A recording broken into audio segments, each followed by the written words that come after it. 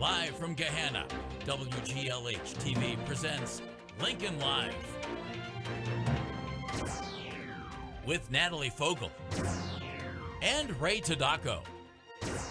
The stadium is moving to where Lincoln Elementary was. The new school will be built at where the stadium was. But what will happen to the one-room schoolhouse? We have the answer. We introduced you to him last week, but the show buffered badly, and we think the senior class president deserves to have his story told. We'll try again. And we'll update floor clubs at Lincoln, what they've been up to, and how you can join. Lincoln Live starts now. Good morning, Lincoln. I'm Natalie Fogel. And I'm Ray Tadako. You know, Natalie, there are a lot of questions that I have about Gahanna. Especially with all the changes being made with our school this year. There are definitely some historical landmarks and mysteries that the city holds. That reminds me of something that's right outside our high school. Oh yeah, the one-room schoolhouse. I've really been wondering if they're going to keep it, especially since the stadium's demolition. We will have that answer for you all in a minute. But first, what is the one-room schoolhouse? Well, Allison Shepard can answer some of your questions, Ray. She takes a look inside the history of the one-room schoolhouse and its importance. Here's Allison. There's a lot of history around Gahanna, some of which is closer than others. When I was in like 2nd or 3rd grade, the schoolhouse was established right next to Lincoln Elementary, but the schoolhouse was actually a building way before that. It used to be my grandma's garage for the house that she lived in when she was a kid. We are Jefferson Township School number 2. And this was a schoolhouse that was not used at all. It was run down. So they wanted to tear it down, which was my house and my garage when I was living there in the 50s. And then they found out it was a 100-year-old schoolhouse. So they wouldn't let them tear it down. And with the schoolhouse still standing, there's been lots of classes that have visited the schoolhouse. The schoolhouse that's over here by the high school has been pretty huge for U.S. history classes. A lot of teachers have taken their classes over there over the years, and it just gives a taste of local history here in Gahanna. And it shows you what schools were like in Gahanna back in the late 1800s, early 1900s. It's just sort of cool to give the students a little taste of local history of what education, what classes, what school was like. There's been question on what's going to happen to the one-room schoolhouse now that the new stadium is being built, since there are many artifacts and lots of memories that lie at that schoolhouse. Now we really fought to keep it in Gahanna, and so it will get moved over near the stadium. But in order for the schoolhouse to move, people had to advocate. My grandma led the movement to take the schoolhouse brick by brick and rebuild it right next to Lincoln Elementary. This was a schoolhouse from 1869 to 1927. It didn't have a steeple because it was a garage. So they took what materials they had inside the garage and fashioned it after that steeple. People donated. Almost everything in here was either donated, finding stuff. It has been at this site for 10 years. And will continue to stand there for many years to come. This is Allison Shepard for Lincoln Live. Thanks, Allison. Since the one-room schoolhouse holds a lot of history, it would be sad to see it go away. And with the construction for the new high school, the district anticipates saving that piece of history. Here's Assistant Superintendent Mrs. Elliott to tell you all about how they're saving the one-room schoolhouse. From the very beginning, part of the plan has always been to maintain that one-room schoolhouse. We had some discussion early on about the best location for it, and we're excited that we're going to be able to keep it on our site. It's just going to move a little bit to be a little more accessible and to work into the overall floor plan and site plan better, but we will have it on site here by Gahanna Lincoln High School. Thanks, Mrs. Elliott. There's an exciting art competition that's coming and you're all eligible to enter. It's the Visual Arts Student Contest and Exhibit that is hosted by the Eastland Career Center.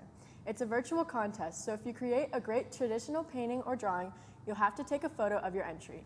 There are also categories for graphic design, illustrations, and photography. Submissions can be uploaded starting November 14th if you'd like more information. Go to eccgraphicdesign.com. Again, that's eccgraphicdesign.com. A lot of spring sports have started their preseason agenda, whether that's dealing with lifting, open gyms, or even open nets. The boys volleyball team is just one of the teams getting ready for the spring. We talked with Colin Hedersheet with more information on how the team is starting their preseason open gyms and how to be involved with them. Here he is. Boys volleyball open gyms have started. They're going to be every Wednesday, 6:30 to 8:30 in either the back or blue gym, and then Sundays, 11 to 1 in the main gym. Just come out. If you're not playing another sport in the spring, it's pretty fun, something light. Just all skill levels, grade levels are welcome, and we're hoping to get a good turnout. Hey Lincoln, I have a quick joke for all of you. What's a lion's favorite state? It's Maine. Get it? Because lions have manes? I'm not really that funny, but our school has a club for those who are. Lincoln Laughs is a new comedy club at Lincoln where you can come to write scripts, hang out with friends, laugh, and have fun. There will be upcoming performances for you to come watch.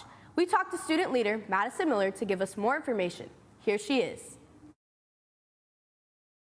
So we're starting Lincoln Laughs, which is the school's newest comedy club. It's just going to be a fun place where people can, we're going to make skits and have comedy acts and all that good stuff. And we're just going to have a lot of fun there, we're hoping. We'll meet every Wednesday in Miss Bomber's room, room 195. Hey Ray, Robertson Andre is joining us, and he's got a lot of club updates. Hey Rob, you're one of the most involved people in our school. So tell us a little bit about some of these clubs. Hey guys, there are so many cool opportunities at GLHS, and I'm here just to tell you about a few of them. There are many things that the environmental club does very well at, and that is doing activities that are good for the environment. And what they made at their last meeting really helped sustain our planet just a little bit more. We caught up with a couple members in the club to tell us what they did, how it's helped with the environment, and what they enjoyed about their project. Here they are. Environmental club, we made wildflower bombs, which are a really cool way to sustainably plant flowers in your community. What I really enjoyed about it was just the cooperating teamwork that we did today in class to make this, and I felt like I enjoyed it. Thanks, guys. Attention to all S Club members. This Thursday after school, a meeting will be taking place. This meeting will be covering the sensitive issue of human trafficking. Speaker Holly Daniels will be coming in to share her story on this important issue for all to hear. Again, if you're interested in coming to it, it's this Thursday after school in room H113. Also, are you interested in spending some time down the slopes this winter? Well, the permission slips for signing up for this year's ski club are due this Friday. You can turn them into room H167. Again, the permission slips are due this Friday if you want to save a spot for ski club this year. Well, that's all I have for you guys today. Natalie and Ray, don't you have some more information on the special trip for us? Yes, we do. In the summer of 2024, students have a chance to travel to Italy for an educational tour. An interest meeting is being held tomorrow at 6 p.m. in room H199. There are QR codes around the school that you can scan to register for the meeting. Here's Mrs. Knight with more information. There's an informational meeting this Wednesday, October 26th at 6 p.m. in room H199. You'll come in through door 4. It's on the Hamilton Road side of the building, and we'll direct you to my room. It's H199 at 6 o'clock on Wednesday, and we'll go over how much the trip costs and everything that we're doing, the itinerary, all of the details there, and I hope you can make it. There's one class at Lincoln that embraces school spirit and helping others. It's Student Council.